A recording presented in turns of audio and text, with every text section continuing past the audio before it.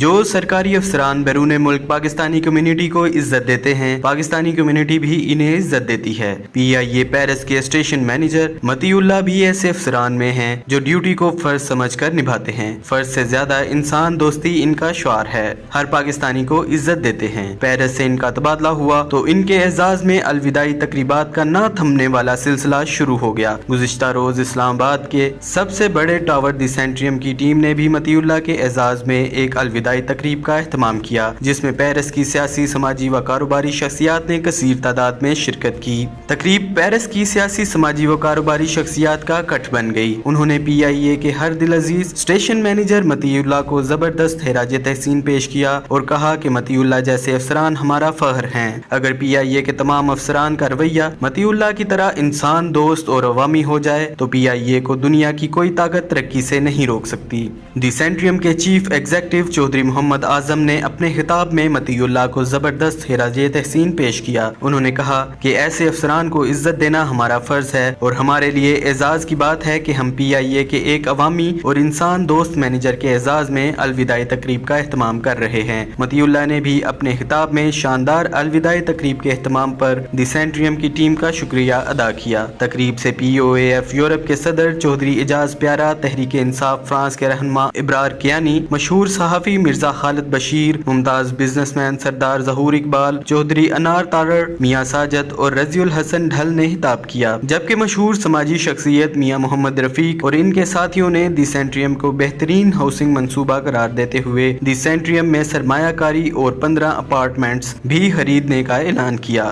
Report Nasira Khan, جذبہ news, Paris. خوبصورت اسلام آباد کی خوبصورت ترین بحریہ انکلیو میں 3، 4 اور 5 کمروں کے لگژری اپارٹمنٹس۔ دی سینٹریم، آئیکانک لیونگ۔